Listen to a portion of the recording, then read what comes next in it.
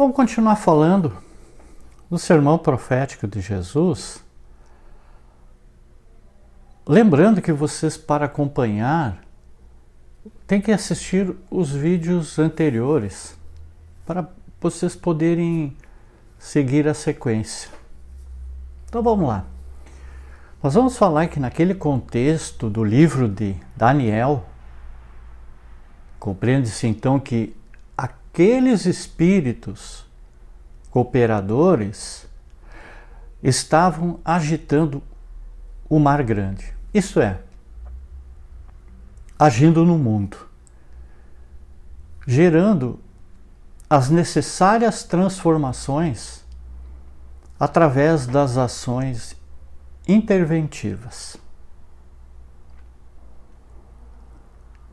Em seguida, consta a informação de que aquele profeta tinha visto que 4 animais grandes diferentes, que eram diferentes um dos outros, subiam ou se levantavam do mar. Ou seja, apareceram no mundo surgido entre os demais homens, descrevendo sequencialmente as suas características e o que cada um havia realizado, bem como qual teria sido o destino final. Fazendo comparações metafóricas, Daniel então disse que o primeiro animal era assim como um leão e tinha asas de águia, e que enquanto ele olhava foram-lhe arrancadas as asas e ele foi levantado da terra e posto em pé. Assim como um homem, e foi-lhe dado um coração de homem, demonstrando desta maneira o entendimento de que aquela figura dos diferentes animais se referia, na verdade, à ressurreição ou reencarnação de homens no mundo. A seguir ele explica que continuei olhando, e eis aqui o segundo animal, semelhante a um urso, o qual se levantou ou reencarnou de um lado, tendo na boca 3 costelas entre os seus dentes. E foi-lhe dito assim: levanta-te, devora muita carne. Isso está em Daniel no capítulo 7, lá no versículo 3 a 5. Causando muitas aflições no mundo. Em seguida, Daniel percebeu a presença de outro animal, semelhante a um leopardo, e tinha 4 asas de ave nas suas costas.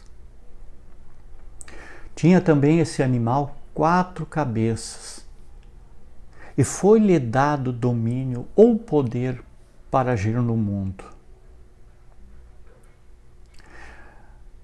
Nós vamos ver que depois disso ele continuou olhando nas visões da noite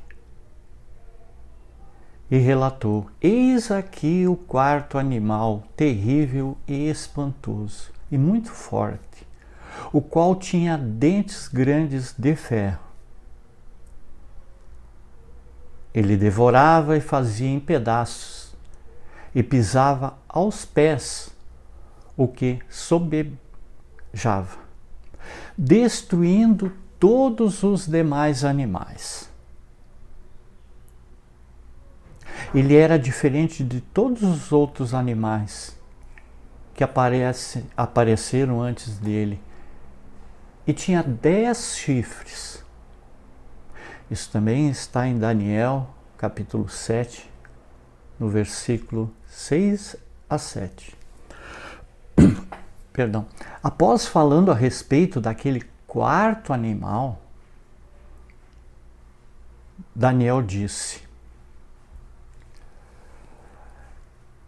que, estando a considerar ou observar os chifres, eis que entre eles subiu outro chifre pequeno, diante do qual 3 dos primeiros chifres foram arrancados. E eis que neste chifre havia olhos, assim como os de homem, e uma boca que falava as coisas grandes. Então o profeta Daniel, diante daquela misteriosa visão dos 4 terríveis animais e do chifre pequeno, contendo olhos e bocas humanas, e que tinha aparecido entre os homens, entre os outros chifres na cabeça daquele último animal, ele perturbou-se sobremaneira. E naquela sua inquietude perguntou a um anjo, ou espírito mensageiro, que estava junto dele, acompanhando naquelas suas visões. Qual seria a verdade acerca de tudo isto? Ou seja, qual era a correta interpretação daquelas figuras de animais e chifres que ele havia visto? Então, diante daquele questionamento, ele relatou que o anjo o fez saber a interpretação das coisas. Enfim, lhe ajudou a compreender a mensagem oculta existente por trás daquela misteriosa e intrigante visão.